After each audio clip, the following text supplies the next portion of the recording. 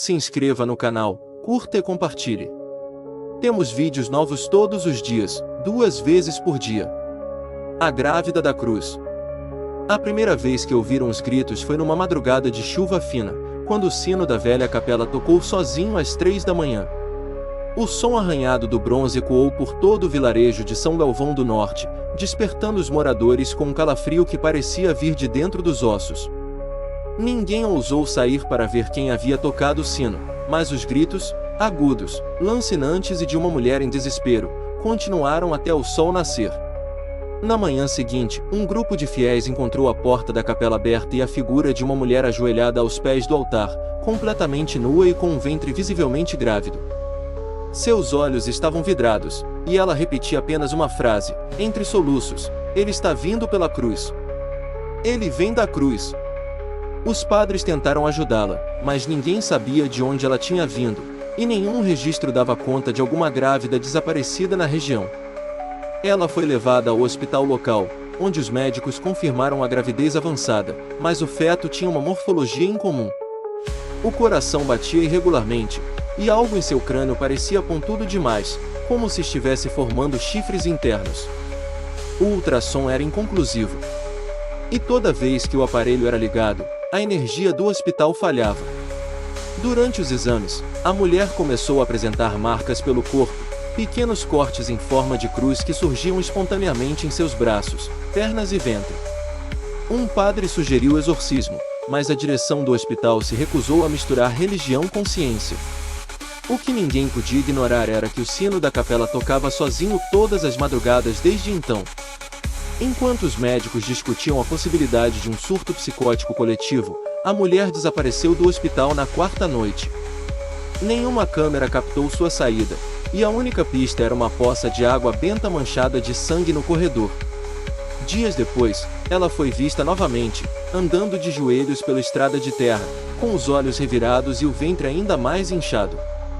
Foi levada, desta vez, para um convento nas montanhas, onde freiras em reclusão total aceitaram cuidar dela. A notícia não foi divulgada, e São Galvão do Norte tentou seguir a vida. Mas os moradores começaram a relatar visões noturnas. Uma figura crucificada, de ventre dilatado, sussurrando em latim palavras que ninguém conseguia entender. A cruz da capela, antes de madeira simples, apareceu carbonizada numa manhã. No lugar do Cristo, o entalhe de um feto de olhos vazios e boca aberta em agonia.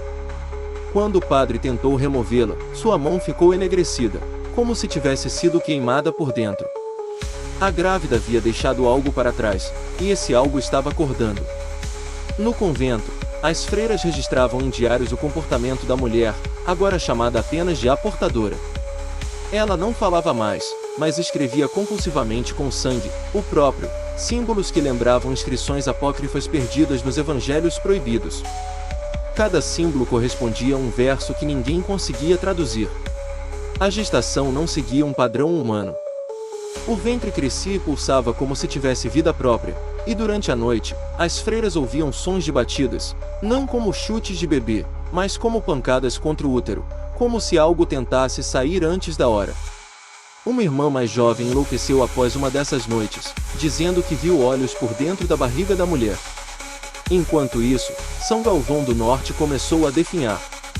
Plantas morriam sem explicação, animais nasciam mortos ou com deformidades bizarras, e crianças passaram a sonhar com uma mulher de ventre inchado que chorava sangue diante de uma cruz invertida. Os sonhos eram compartilhados entre elas, mesmo sem contato umas com as outras. Um padre exorcista foi chamado de Roma, mas não chegou. Seu carro foi encontrado tombado na estrada, com o corpo carbonizado e um bilhete preso à pele com uma faca: "Ele já está entre vós." A polícia abafou o caso, dizendo ser um acidente comum.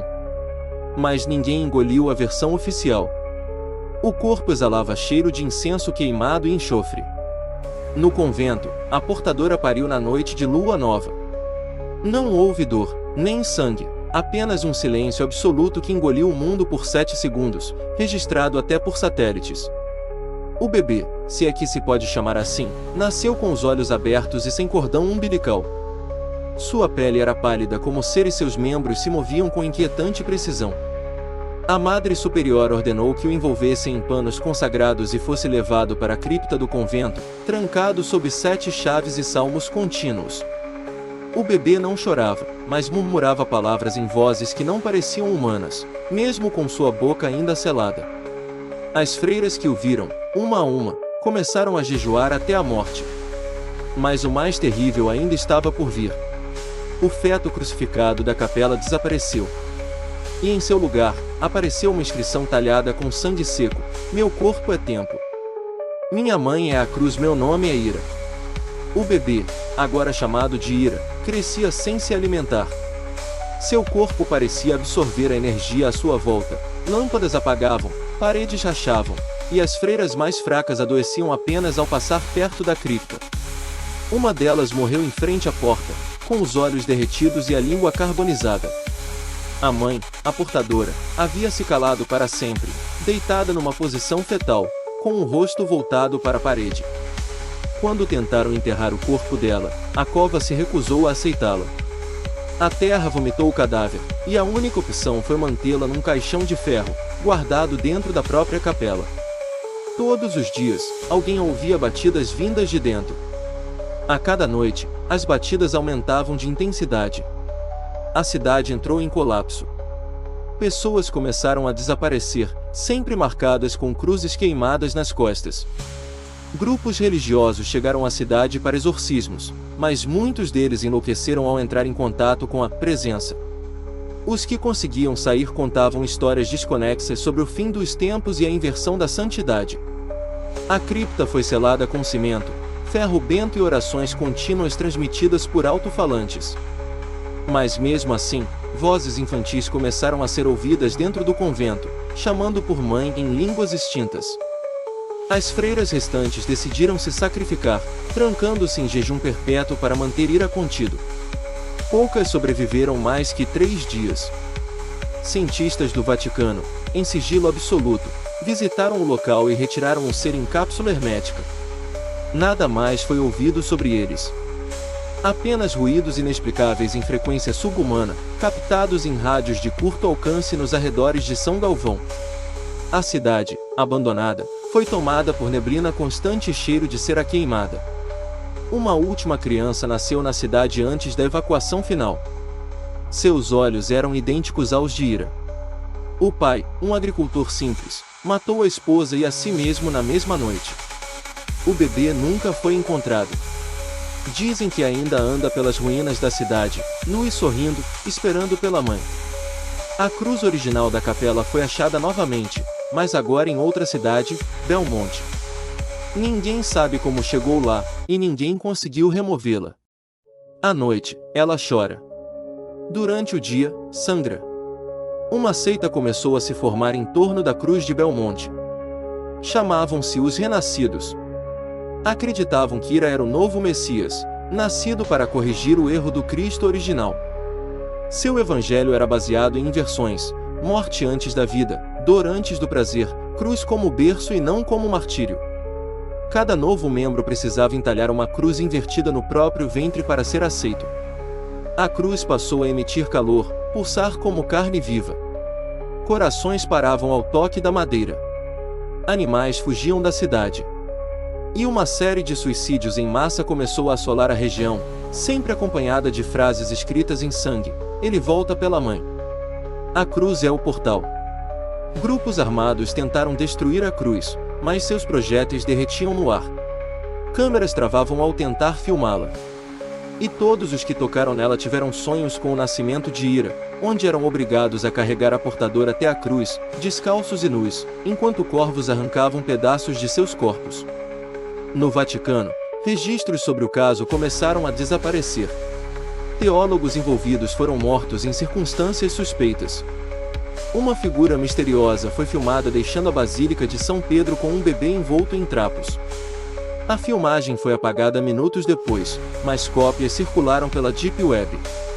A portadora foi finalmente exumada, contra todas as ordens e alertas, por curiosos. Seu corpo estava intacto, com um sorriso aberto e os olhos brilhando no escuro.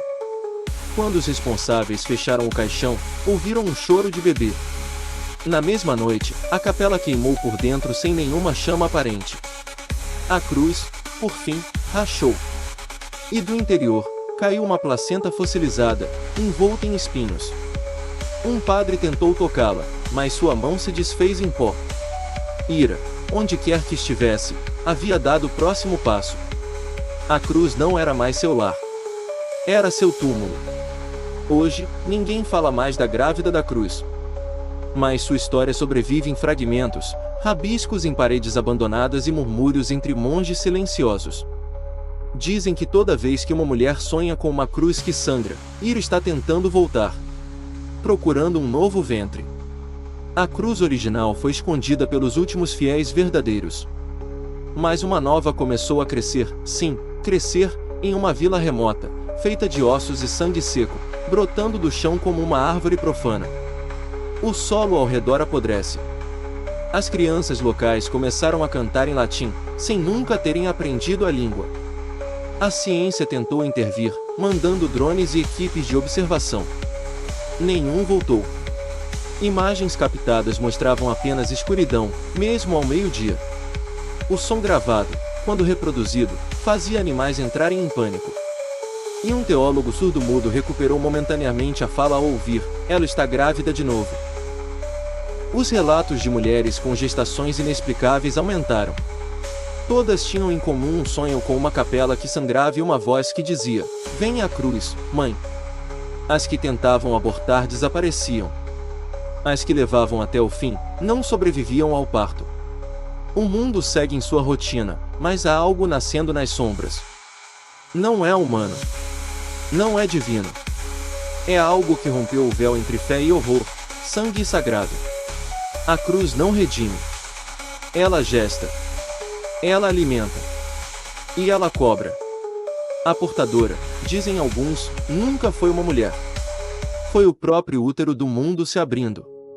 E agora, ele nunca mais vai se fechar. Se você sente que essa história merece continuar sendo contada, considere nos apoiar no Apoia-se. Com sua ajuda, podemos trazer mais histórias sombrias como esta à tona, explorando os mistérios que assombram nossa imaginação.